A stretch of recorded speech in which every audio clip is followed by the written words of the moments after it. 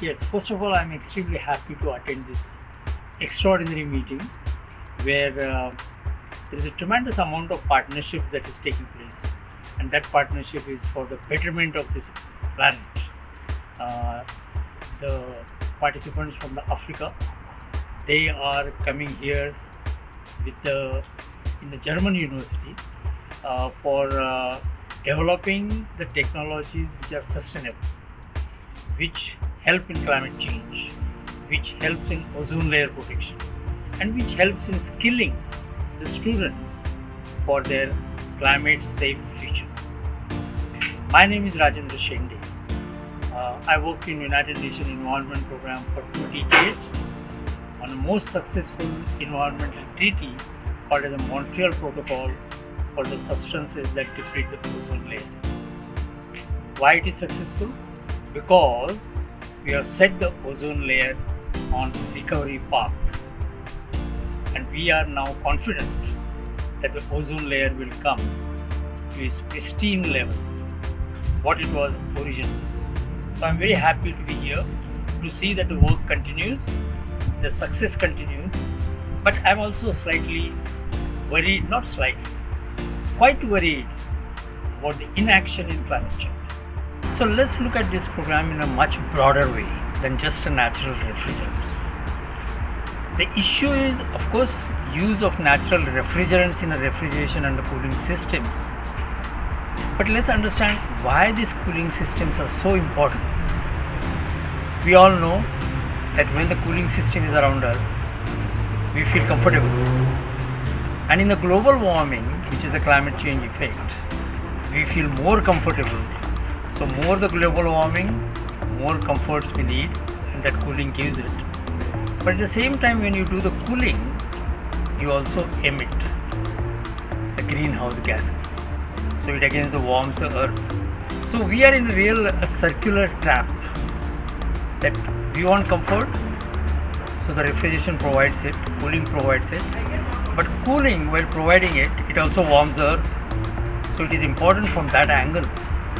So this particular meeting is not only trying to get the natural refrigerants in the way, they are also trying to see that these systems are energy efficient.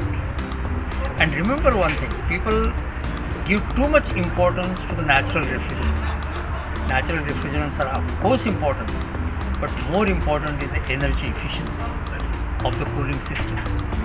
Because the emissions due to the leakage of the refrigerant is hardly about 15% or 20% of the total emission in the life of a cooling equipment. 70 to 80% of the emissions from the cooling equipment comes from the energy part of it, the energy consumption part of it. So the energy efficiency becomes important, and the natural refrigerants, we have to use it in such a way that the energy efficient operation continues. So that is the key part of it. The second key part is, it is not only the comfort that we want to get. We don't want to just sit in a room where there is a cool air and you just watch TV, we chat with your people.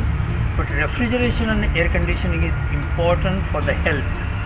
It is important for the food security.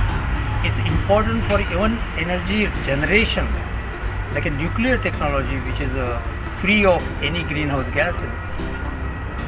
That nuclear technology requires a cooling. For keeping our health good, we require cooling.